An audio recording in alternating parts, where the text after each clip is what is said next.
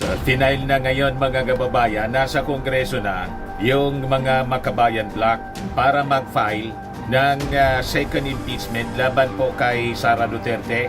So it is just a matter of time mga kababayan.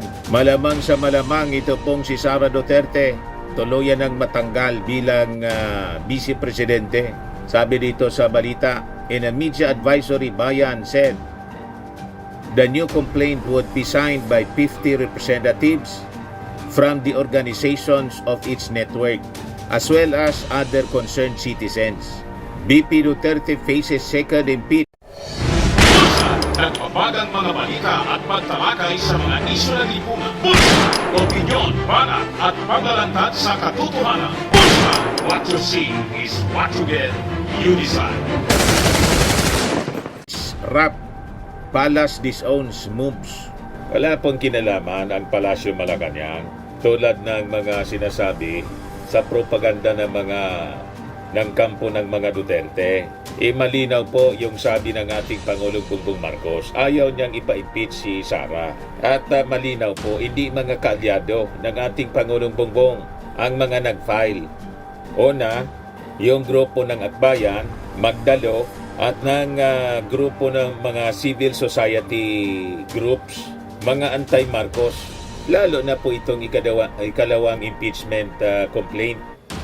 Grupo ng Makabayan, left-leaning organization.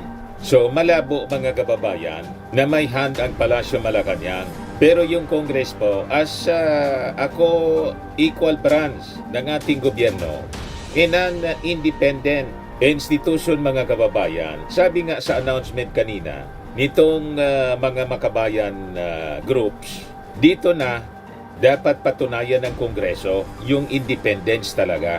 Pero narinig na natin yung sabi ng mga members ng Dayangans na hindi parte po ng Makabayan Bloc, parte ng majority coalition. Itong Makabayan, parte ng minority coalition.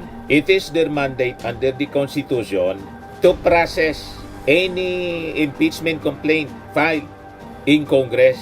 Kasi parte ito ng kanilang trabaho.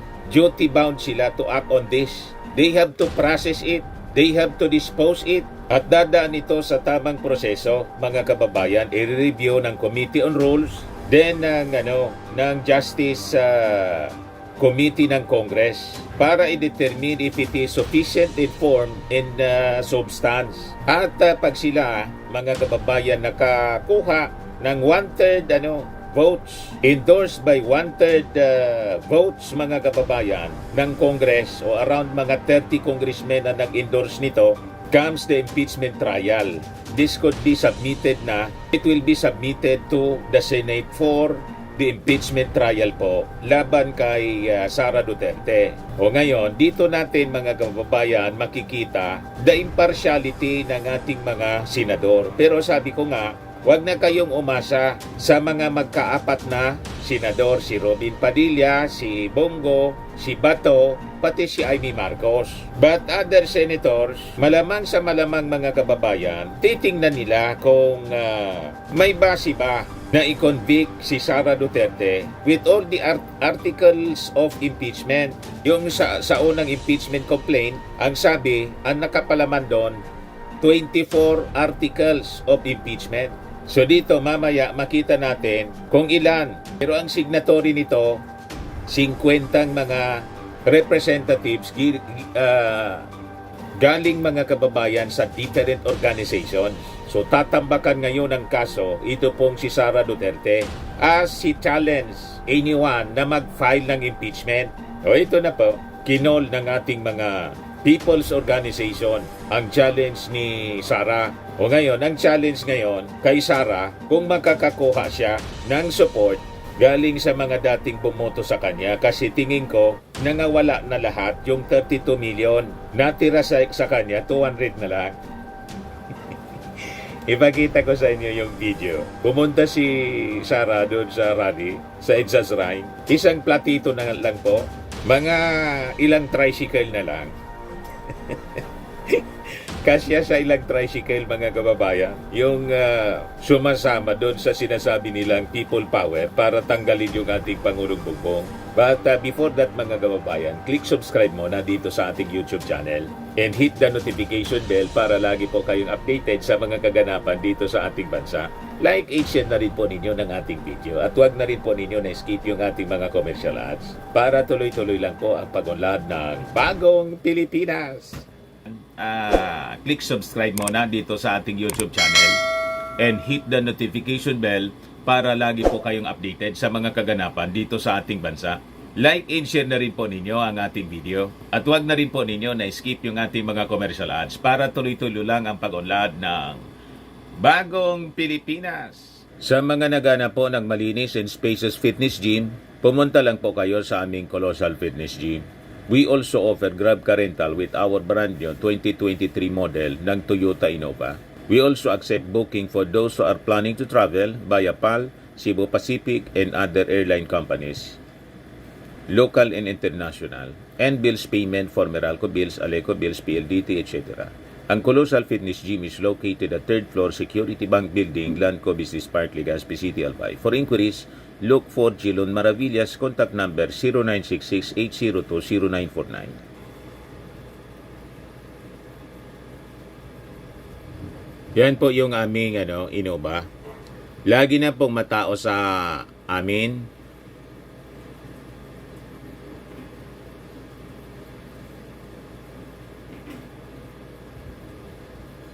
Yan po mga bagong clients namin.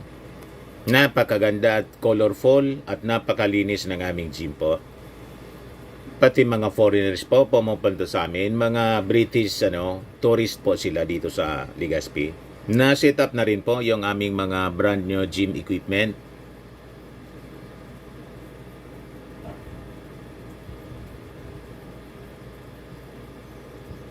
May treadmill na rin po kami. Ito naman po yung bago naming product na binibenta online. Eye Glow Serum, whitening po siya. Tingnan ninyo yung epekto sa aking anak na architect before and now. Yung mga inquiries po ninyo, dumiretso na lang kayo sa kanyang Facebook account, Riz Maravillas. Ito naman po, Firmax Firming and Lifting Cream, pinapahid po sa mga pulses in affected area. Mainam po sa paninigas ng mga kasukasuan.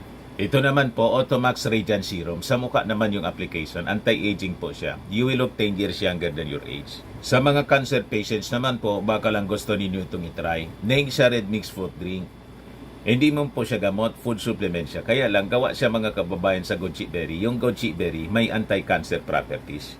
O ngayon, yung mga inquiries ninyo, dumiretso na lang kayo sa aming messenger sa Facebook para masagot namin agad. Ayos pa? Ayos na ayosan niya, Mr. Maravillas. Balik tayo, mga kababayan, dito sa ating kwento. Ito si Inday, mga kababayan, tapos mga supporters niya.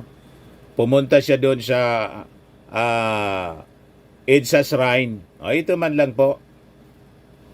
Mahal na Bibi Sara, ito po yung pinaglalaban namin. At wala kaming tulog. At dito kami para kay Bibi. We love you, Bibi Inday. Mahal ka namin. At wala kaming tulog. Hindi kami nakakaramdam ng pagod para sa ito. We love you, Bibi. So yan po yung nakatanggap siguro ng 200. Okay na yon, ganong mga pananalita sa 200 po. 500 daw yung binabayad sa inahakot doon. Binawasan pa ng leader. Wala talaga po. Tingnan ninyo, pangalawang impeachment complaint na yung final. Wala po talagang maipon na mag-people power para tanggalin yung ating Pangulo.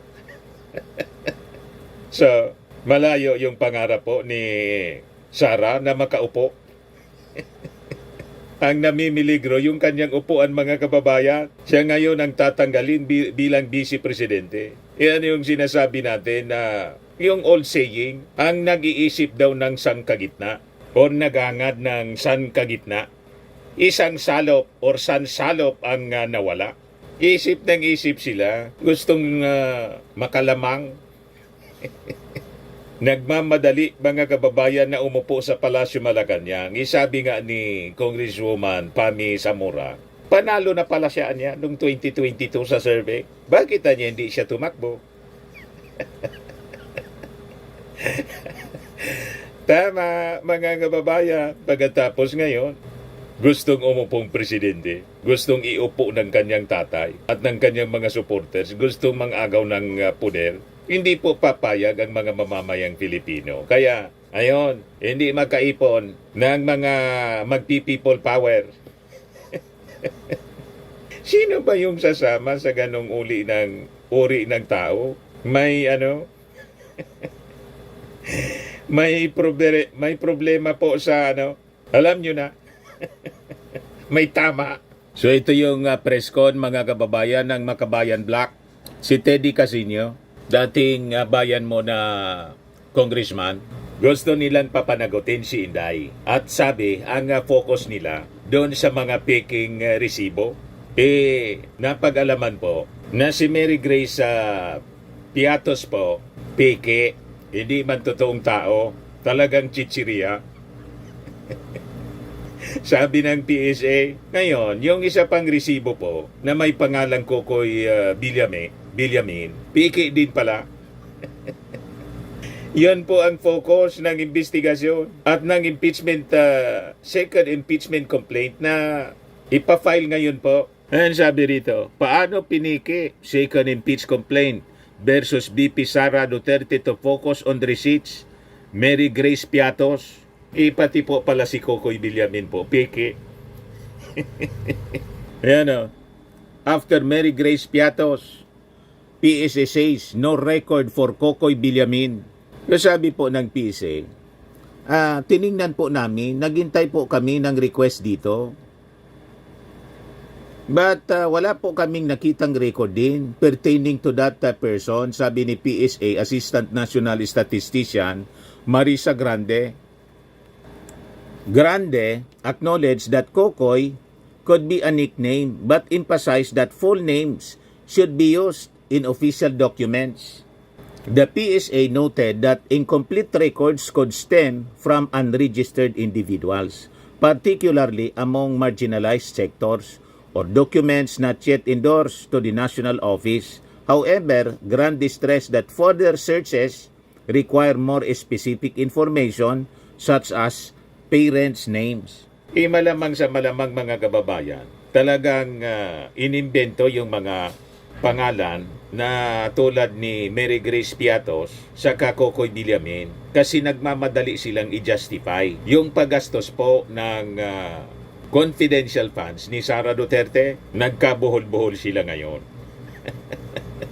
So yun ang magiging focus kung paano piniki sa second impeachment complaint na ipafile ngayon po siguro na i-file na. So pakinggan natin yung opening statement po ni sa press con ni Teddy Casino. Ito po siya, mga kababayan. Gandang hapon po sa inyong lahat. With public trust comes public accountability. Ayun na yung audio. Dahil pinagkatiwala nating taong bayan sa mga public officials ang ating kapangyarihan, sila ay accountable to the people at all times. Hindi lang kapag convenient sa kanila, hindi lang kapag trip nila, kundi sa lahat ng oras. Sa araw na ito, inaakusahan namin si Vice President Sara ng pagtataksil sa tiwalang ito sa pamamagitan ng paglustay ng 612.5 million confidential funds ng Office of the Vice President at Department of Education. Ginamit niya ito sa mga maling bagay, sa maling paraan. Hindi lang yan. Nanguna rin si Vice President Duterte sa pag-cover up ng kanyang paglustay sa pamamagitan ng mga pekeng resibo, mga gawa-gawang acknowledgement receipts, mga maling dokumento na isinabmit niya sa Commission on Audit. And worse, nang ang paglulustay at pagtatakip niya ay nabunyag, hindi niya kinilala ang kapangyarihan ng Kongreso na ito ay imbestigahan. In fact, gumawa siya ng mga hakbang para pigilan ang Kongreso sa trabaho nitong oversight, sa trabaho nitong tingnan ang mga maling gawa ng kanyang mga opisina. Siya ay nag-asal pusit at hindi yan katanggap-tanggap. Ang mga ginawang ito ni Vice President Sara Duterte ay pagtataksil sa tiwalang ibinigay sa kanya ng taong bayan. This is a betrayal of the public trust. At dahil dito, karapat-dapat lamang na siya ay matanggal sa pwesto at huwag nang payagan na humawak ng anumang pwesto sa gobyerno. Kung kaya't sa araw na ito, ang 75 mga complainants na kumakatawan sa malawak at malapad na 75 pala, hindi mamamayan, 50. marami dito ay kabataan at mga kinatawan ng iba't ibang sektor ay dumudulog sa Kongreso na i-impeach si Vice President Sara Duterte for the betrayal of public trust. Maraming salamat po. Si Lisa Masa naman po. Na aming ihahapag ngayong araw na ito ay malakas na mensahe na panahon na para wakasan ang paglulustay ng pondo ng taong bayan. Ang taong bayan na naghihirap sa ngayon na napakatindi ng krisis ay nagbabayad ng buwis at kung ano-ano pang bayarin ng gobyerno. Kaya't walang karapatan si Vice President Sara Duterte na lustayin ito. Dapat managot si Vice President sa paglustay ng pondo ng Office of the Vice President at ng DepEd. Hindi dapat na binababoy ang proseso ng mekanismo ng accountability. Hindi dapat tinatakasan ito. Ito ay dapat hinaharap at sa maluwag na proseso at demokratikong proseso ay dapat ipinapaliwanag ng mga halal ng bayan kung papaano nila ginagastos ang pondo ng taong bayan.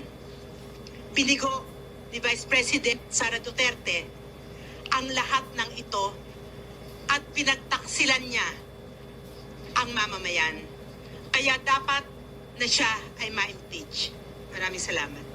Thank you very much, Sean. Ito public school teacher po. Isa sa mga signatory ng impeachment. Teacher from Quezon City. At magandang tanghali po din sa ating mga kasamang media ngayon. Kami po, ng mga public school teachers sa ilalim po ng Alliance of Concerned Teachers, ay kaisa po sa araw na ito ng iba't ibang mga organisasyon bilang complainant sa pagpapa-impeach po sa ating VP Sara Duterte at sa resign DepEd Secretary. Kami pong mga guro, malinaw po sa amin na kung gaano kahirap yung aming sektor. Siyam sa bawat 10 guro ang hindi po talaga nakakatungtong sa living wage yung sahod. Hirap na hirap magturo sa napakasikip na classroom at talagang humuhugot sa sarili naming bulsa, nagkakanda utang para po dun sa pangangailangan namin sa eskwela. Kaya galit na galit po talaga yung mga teachers natin habang naririnig po namin yung hearing kung saan talagang sumasambulat po sa atin yung katotohanan kung gaanong nilulustay yung pera ng bayan ng ating isa sa mga pinakamataas na posisyon at opisyal ng ating gobyerno. Para po sa amin, ng mga teachers, kung hindi nagpe-perform ang isang estudyante at para po sa amin, ng mga teachers na hindi sumasagot sa mga simpleng tanong, hindi talaga siya fit sa posisyon na yan, kailangan po siyang i-kick out. Para sa aming mga teachers po, kaisa po kami sa pagpapanagot sa ating VP Sara. Tingin po namin ang 612.5 million na pera sana sa confidential fund ay makakapaglaan na sana na napakaraming classroom, 300 classroom na sana yan at makakapagpasahod ng mga bagong guro na kailangan natin sa Department of Education. Malinaw po sa amin ang kahilingan ng mga teachers, 50,000 para sa entry level pero pinamimigay, pinamumutmut pala sa mga opisyal na 50,000 sa mga opisyal ng Department of Education. Kaya po, para sa amin, hindi kami papayag na hindi mapapanagot ang Sara Duterte na ito. Alright, thank you. O ngayon, mga kababayan, kung paano ito lulusot yung impeachment, kasi ang nag-file po, mga minority. nag-endorse minority congressmen. Yung una po, yung akbayan na congressman, si Percy Serdenya. Ngayon naman po, another minority, yung Gabriela, saka po yung ACT Party List congresswoman or ACT Party List representatives. So nasa minority coalition sila. So ang challenge, paano nila makukumbinsi yung majority sa mga members ng Congress para ma-impeach po si Sara Duterte? Kaya sabi ng mga nag-file, makikiusap sila sa kanilang mga kasamang congressmen. At sa tanong ng mainstream media mga kababayan, dahil di ba yung ating Pangulo ayaw na ipa-impeach si Sara kasi si Sara niya unimportant. So ano ang mangyayari? Pakinggan natin yung mga katanungan. Why only betrayal of public trust kayo nag-concentrate?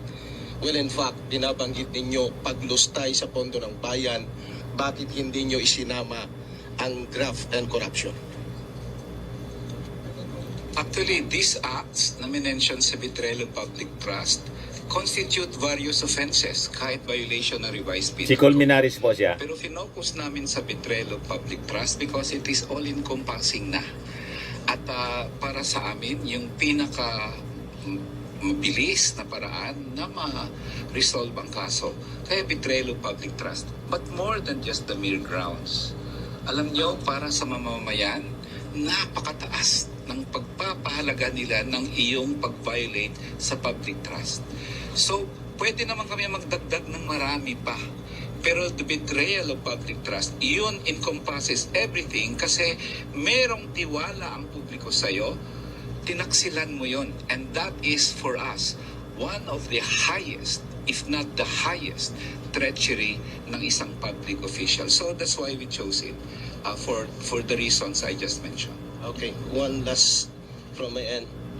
You made mention na malakas yung ebidensya na hawak ninyo against the Vice President, especially on the betrayal of public trust.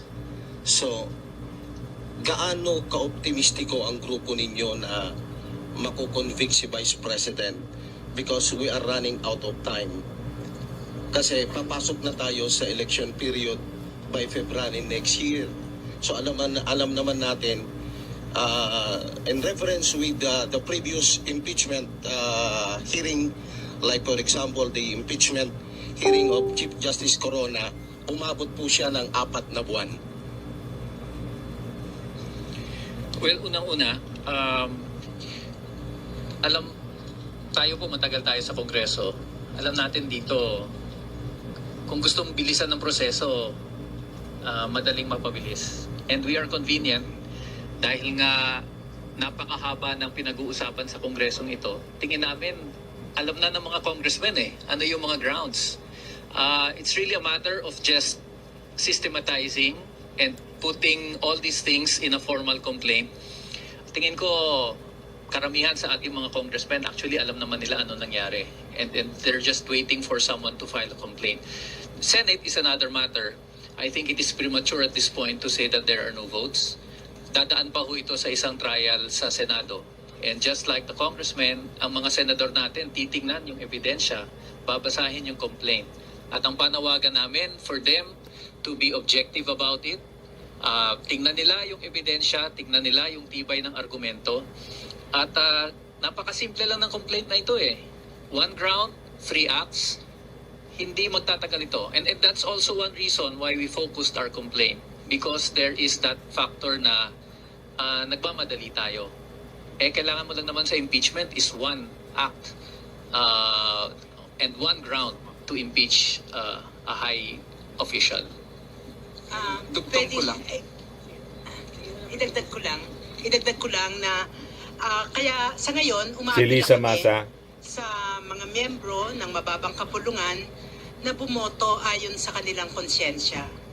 Hindi ayon sa kanilang partido, hindi ayon sa kung sino pa man na personal na interest nila, kung hindi ayon sa pag-weigh nila sa kung ano ba ang tama at o mali sa ating bayan. Ang dugtong ko lang kasi public prosecutor ako dun sa Corona impeachment, ano yun Merong Si Colmenares. merong culpable violation of the Constitution, merong graft and corruption, 8 acts, kaya humaba ng 4 months. Anyway, if you can prove an impeachable ground in 1 act, that is enough. So hindi na kami tatarget ng katulad sa corona na humaba ng 4 na buwan. And in fact, ito, because 1 ground lang talaga siya, baka naman mas mabilis ito. Baka nga 1 buwan tapos na yung trial sa Senate kung sakasakaling matuloy doon. Ng Si pahayag Tinio. ni Pangulong Marcos Jr. na hindi raw mahalaga ang impeachment ay suportahan ang impeachment complaint na ito dahil kung di man mahalaga sa presidente, mahalaga sa mamamayan, no, na panagutin si Vice Presidente Duterte sa kanyang mga kasalanan, yung sinabi nating betrayal of public trust, yung maanumalyang paggamit at pag-ulat sa COA at pagtangging magpaliwanag sa Kongreso kaugnay sa 612.5 million pesos na pondo ng taong bayan. Mahalaga ito para sa taong bayan. Kailangang masingil at mapanagot ang Vice Presidente. About yun nga, Major. Sigla, isang tabi nyo na muna any efforts na patalsikin ito si VP Sara. Paano tayo makakuha, ma'am, kung ng boto sa plenaryo and even ito pangharap nga sana na i-fast track to dahil wala na tayong oras. Thank you, Marian, sa tanong, no. Si Franz Actually, Castro. nasagot na natin yan. Sabi ko nga, no interference. Legislation and executive are 2 different branches, no, of government. At terp natin ito, no, terp namin ito sa Kongreso, itong proseso na ito. Well, we respect yung sinasabi ni President. Pero syempre hindi yun ang magiging dahilan namin sa makabayan, bilang mga miyembro ng Kongreso na mapigilan itong proseso. Ito lang talaga yung democratic legal process na gagawin natin na talagang magpapa-impeach sa isang tingin natin unfit na Vice Presidente. Kaya kaya hindi tayo apektado doon, no? Ang makabayan hindi pa tayo apektado doon. Kaya nga ito ini-endorse natin at tinutuloy natin. Tama yun to vote in conscience, diba? Hindi naman kailangan na may dikta o kung ano man. Ang sinasabi natin dito, separation of powers tayo, dapat tumindig Kongreso Si Brosas. sa tama, no, na posisyon dito sa usapin na ito. Of those instances na may pagkakataon ng Kongreso na ipakita sa taong bayan na siya ay independent, that there is a system of checks and balances. So actually this impeachment complaint is a challenge to Congress to show its independence, to show that it can stand on the side of the people kahit ang presidente iba pa ang sinasabi at pinapanawagan. So sana ay maintindihan din yan ng ating mga kongresista. Then with the majority na lumapit sa inyo expressing privately that they will support the impeachment complaint. Pero yun po ba, meron po bang mga nag-manifest po, hindi without naming names? Kung may mga congressmen Wala. belonging to the majority na nagpayag ng support, wala daw. Wala, tingin ko walang isa sa amin ang kinausap ng congressman na mag-file. Because kami talaga, tingin namin, ito ang aming tungkulin. No? This is, sinasabi nila palagi in their pronouncements na kung may magfa-file, they are duty bound to act on it. So, yun lang. Ganun kasimpleng pahayag lang. Sapat na para sa amin to do what we think is our duty as citizens. To hold high public officials accountable. No need for pakiusap. Sir? So pinarinig ko sa inyo mga kababayan yung conversation, yung discussion sa interview dito sa Makabayan Black para malaman ninyo na totoo yung mga sinasabi ng majority congressmen na sa kanilang hanay po, hindi pinag-uusapan yung impeachment. At on the part of the palace, walang hand po, sabi mismo ni Executive Secretary Lucas Bersamin, walang hand dito ang Palasyo Malacanang. So this is an initiative ng mga nasa minority bloc at ng mga people's organization. Madaling sabi, mga kababayan, mali yung mga propaganda ng kampo ng mga Duterte na ang nasa likod nito mismo yung ating Pangulo at si Speaker Martin Romualdez. Wala nga daw from the majority congressmen ang nakiusap sa kanila. Ang narinig nila na pag may nag-file, they will act on it. Sinabi naman talaga po sa press ko ng Dayangans, members ng Dayangans, kasi mandato nila ito to act on it, to deliberate on it. Sabi ng mga nag-file ngayon, yun anya sapat na. O ngayon, kung itatanong ninyo sa akin kung makakakuha po ng majority support, hindi nga lang po majority support, overwhelming support yung impeachment from Congress. Sabi nga po sa Bible, sa Daniel, mene mene tekel o parsin. Kitang-kita na po ang writings on the wall. Tinimbang ka, ngunit kulang na bibilang na ang iyong mga araw. Pagtatapos ng iyong pag-ari-ari. The writings are becoming clearer and clearer. The writings on the wall. Mene mene tekel o parsin. So this is exciting mga kababayan. Wala pa tayo sa exciting part. Yun ang ating abangan.